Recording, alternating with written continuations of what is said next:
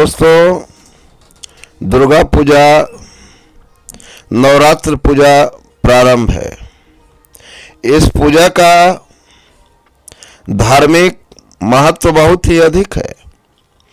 कहा जाता है कि शक्ति स्वरूपा माँ दुर्गे के नौ रूप के भक्त जब श्रद्धा और विश्वास के द्वारा पूजा करते हैं तो उनमें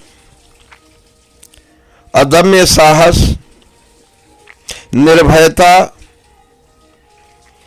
और शक्ति का संचार होता है। दोस्तों, शक्ति में ही दुनिया समाहित है। सूर्य की तेज ऊर्जा से ये संसार चल रहा है, जो विभिन्न रूपों में दिखाई पड़ता है। एक कलाकार अपनी कलाकारिता दिखाता है, उसमें भी शक्ति का ही संचय है। एक वैज्ञानिक विज्ञान की खोज करता है, उसमें भी शक्ति का संचय है। शक्ति का संचय संसार के सभी चीजों में, सभी कामों में सफलता हासिल करने के लिए आवश्यक है। लेकिन दोस्तों, मां दुर्गे के नौ रूप की जो पूजा होती है, वह पूजा वास्तविक पूजा नहीं हो रही है।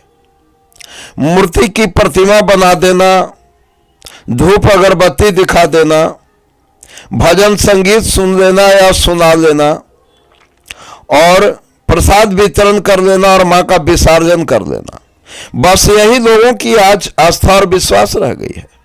लेकिन ऐसी बात नहीं है।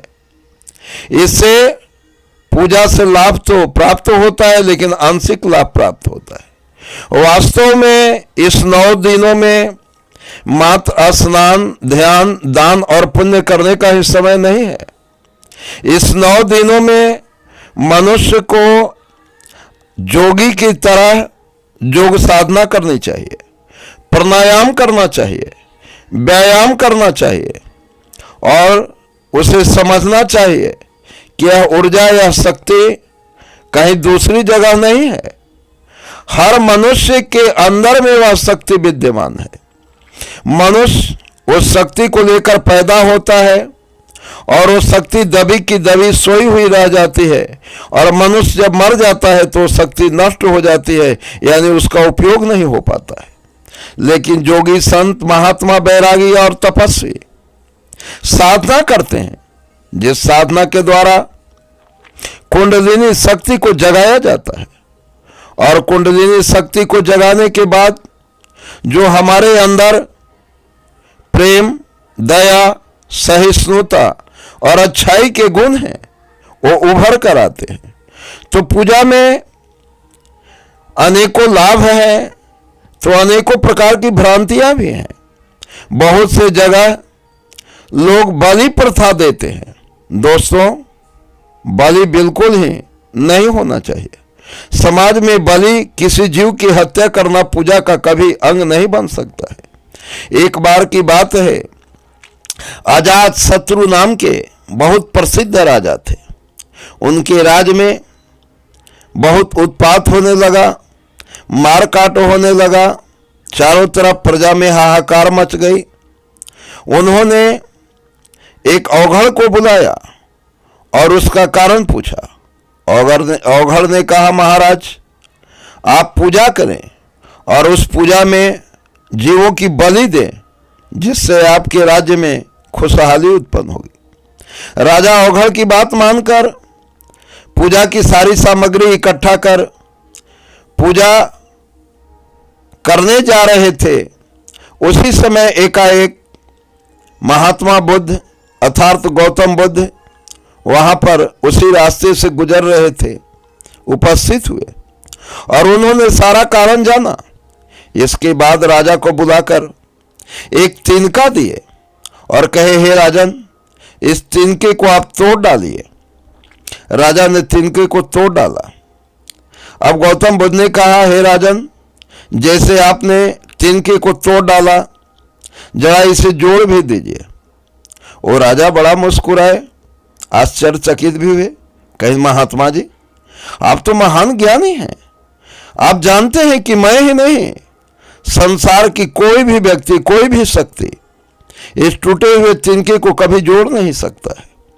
गौतम बुद्ध मुस्कुराए, बस यही तो मैं भी कह रहा हूं, यही तो मैं तुम्हें समझाना चाहता हूं। राजन, जब एक टूटे हुए तिनके को तुम नहीं जोड़ सकते हो तो जिन जीवों की बलि दे दोगे, जिनके प्राण चले जाएंगे, क्या उनके प्राण पुनः वापस डाल सकते हो? नहीं राजन, नहीं। तुम्हारे राज्य में अनाचार और दुराचार इसलिए हो रहा है क्योंकि सदाचार आचरण समाप्त हो गया है। तुम्हारे यहां विवेक की कमी है। तो दोस्तों, शक्ति का मतलब यह नहीं सकते कि हमारे अंदर शारीरिक शक्ति आ जाती है, बल्कि मानसिक शक्ति भी एक शक्ति ही है, हमारी बुद्धि भी एक शक्ति ही है। सद बुद्धि अगर जागृत हो जाए तो उससे बड़ा शक्ति कुछ हो ही नहीं सकता है। तो माँ दुर्गा की पूजा करने से कहा जाता है कि दुर्गा पूजा के समय माँ दुर्गे के भक्ति भाव से देवताओं के 10 दरवाजे खुले रहते हैं। ये 10 दरवाजे और कुछ नहीं है, हमारी 5 कर्म इंद्रियां और 5 ज्ञान इंद्रियां, ये 10 इंद्रियां भड़काऊ घोड़े हैं जो हमारे शरीर रूपी रथ को इधर उधर भटकाकर काम, क्रोध, मद, लोभ, ईर्ष्या, द्वेष, कलह, विकार, असूया, इन विकारों से दौड़ा दौड़ा कर नष्ट कर रहे हैं और अंतोगत्वा मनुष्य मृत्यु लोक में घोर नरक में जाता है और तमाम कष्टों को पाता है, जिस कष्ट का वर्णन अवर्णनीय है, असहनीय है। लेकिन इस समय भक्ति भाव माहौल में अगर अपने इंद्रियों पर बंधन करना चाहे तो ये 10 इंद्रियां बंध जाती हैं और 10 मार्ग दे देती हैं, अर्थात आस्था और विश्वास उत्पन्न हो जाता है। कहा गया है कि श्रद्धा अगर हो तो विश्वास उत्पन्न होता है और बिना विश्वास के श्रद्धा उत्पन्न नहीं होती है। तो इस समय मां की प्रतिमा के प्रति लोगों में पूर्ण आस्था और विश्वास झलकता है और आस्था और विश्वास के साथ जब कोई भी कार्य किया जाता है तो वह कार्य फलीभूत होता है, उसमें सफलता मिलती है।